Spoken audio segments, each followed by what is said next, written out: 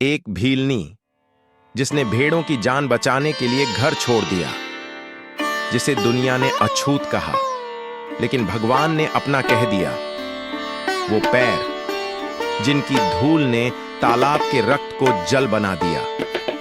ये है कथा शबरी के पैरों की धूल की। शबरी एक आदिवासी भील की पुत्री थी। देखने में बहुत साधारण पर दिल से बहुत कोमल थी। इनके पिता ने इनका विवाह निश्चित किया, लेकिन आदिवासियों की एक प्रथा थी कि किसी भी अच्छे कार्य से पहले निर्दोष जानवरों की बलि दी जाती थी। इसी प्रथा को पूरा करने के लिए इनके पिता शबरी के विवाह के एक दिन पूर्व 100 भेद्दा बकरियां लेकर आए। तब शबरी ने पिता से पूछा, पिताजी, इतनी सारी भेद्दा बकरियां क्यों लाए? पिता ने कहा, शबरी, यह एक प्रथा है जिसके अनुसार कल प्रातः तुम्हारी विवाह की विधि शुरू करने से पूर्व इन सभी भेद्दा बकरियों की बलि दी जाएगी। यह कहकर उसके पिता वहां से चले जाते हैं। प्रथा के बारे में सुन शबरी को बहुत दुख होता है और वो पूरी रात उन भेद्दा बकरियों के पास बैठी रही और उनसे बातें करती रही। उसके मन में एक ही विचार था कि कैसे वो इन निर्दोष जानवरों को बचा पाए। तभी एकाएक शबरी के मन में ख्याल आता है और वो सुबह होने से पूर्व ही अपने घर से भागकर जंगल चली गई, जिससे वो उन निर्दोष जानवरों को बचा सके। शबरी भली भांति जानती थी, अगर एक बार वो इस तरह से घर से जाएगी तो कभी उसे घर वापस आने का मौका नहीं मिलेगा। फिर भी शबरी ने खुद से पहले उन निर्दोषों की सोची। घर से निकलकर शबरी एक घने जंगल में जा पहुंची। अकेली शबरी जंगल में भटक रही थी, तब उसने शिक्षा प्राप्ति के उद्देश्य से कई गुरुवरों के आश्रम में दस्तक दी, लेकिन शबरी तुच्छ जाति की थी, इसलिए उसे सभी ने धुतकार के निकाल दिया। शबरी भटकती हुई मतंग ऋषि के आश्रम पहुंची और उसने अपनी शिक्षा प्राप्ति की इच्छा व्यक्त की। मतंग ऋषि ने शबरी को सहर्ष अपने गुरुकुल में स्थान दे दिया। अन्य सभी ऋषियों ने मतंग ऋषि का तिरस्कार किया, लेकिन मतंग ऋषि ने शबरी को अपने आश्रम में स्थान दिया। शबरी ने गुरुकुल के सभी आचरणों को आसानी से अपना लिया और दिन रात अपने गुरु की सेवा में लग गई। शबरी जतन से शिक्षा ग्रहण करने के साथ साथ आश्रम की सफाई, गौशाला की देखरेख, दूध दोहने के कार्य के साथ सभी गुरुकुल के वासियों के लिए भोजन बनाने के कार्य में लग गई। कई वर्ष बीत गए।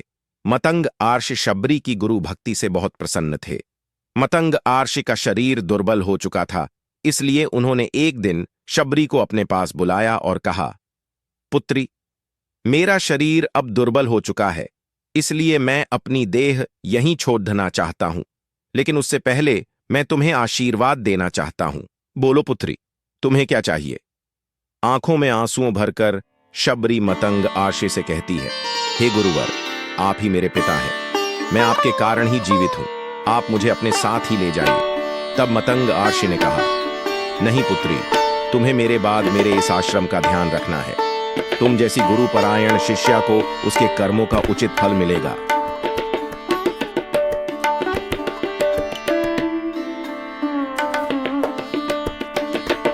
एक दिन भगवान राम तुमसे मिलने यहाँ आएंगे और उस दिन तुम्हारा उद्धार होगा और तुम्हें मोक्ष की प्राप्ति होगी।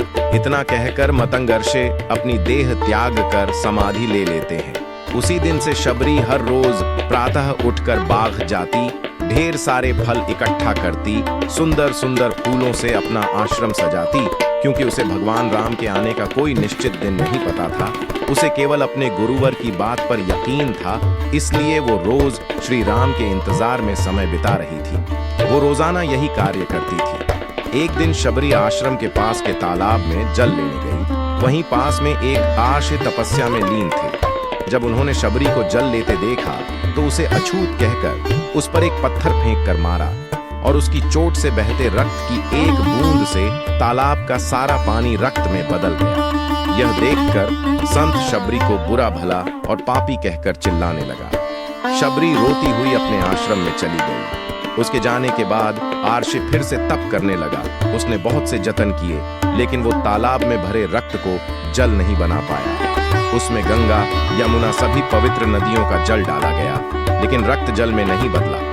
कई वर्षों बाद जब भगवान राम सीता की खोज में वहां आए, तब वहां के लोगों ने भगवान राम को बुलाया और आग्रह किया कि वे अपने चरणों के स्पर्श से इस तालाब के रक्त को पुनः जल में बदल दें। राम उनकी बात सुनकर तालाब के रक्त को चरणों से स्पर्श करते हैं, लेकिन कुछ नहीं होता। आर्षि उन्हें जो जो करने बोलते हैं वे सभी करते हैं, लेकिन रक्त जल में नहीं बदला। तब राम ऋषि से पूछते हैं, हे ऋषिवर, मुझे इस तालाब का इतिहास बताएं। तब आर्षि उन्हें शबरी और तालाब की पूरी कथा बताते हैं और कहते हैं, हे भगवान, यह जल उसी शूद्र शबरी के कारण अपवित्र हुआ है। तब आर्षि उन्हें शबरी और तालाब की पूरी कथा बताते हैं और कहते हैं, हे भगवान, यह जल उसी शूद्र शबरी के कारण अपवित्र हुआ है। तब भगवान राम दुखी होकर कहा, हे गुरुवर, यह रक्त उस देवी शबरी का नहीं, मेरे हृदय का है, जिसे तुमने अपने अपशब्दों से घायल किया है। भगवान राम रार्षि से आग्रह करते हैं कि मुझे देवी शबरी से मिलना है। तब शबरी को बुलावा भेजा जाता है। राम का नाम सुनते ही शबरी दौड़ी चली आती है। राम मेरे प्रभु कहती हुई जब वो तालाब के समीप पहुंचती है, तब उसके पैर की धूल तालाब में चली जाती है और तालाब का सारा रक्त जल में बदल जाता है। तब भगवान राम कहते हैं, देखिए गुरुवर, आपके कहने पर मैंने सब किया, लेकिन यह रक्त भक्त शबरी के पैरों की धूल से जल में बदल गया। शबरी जैसे ही भगवान राम को देखती हैं, उनके चरणों को पकड़ दियाच लेती हैं और अपने साथ आश्रम लाती हैं। उस दिन भी शबरी रोज की तरह सुबह से अपना आश्रम फूलों से सजाती है और बाग से छक छक कर सबसे मीठे बेर अपने प्रभु राम के लिए चुनती है। वो पूरे उत्साह के साथ अपने प्रभु राम का स्वागत करती हैं और बड्डे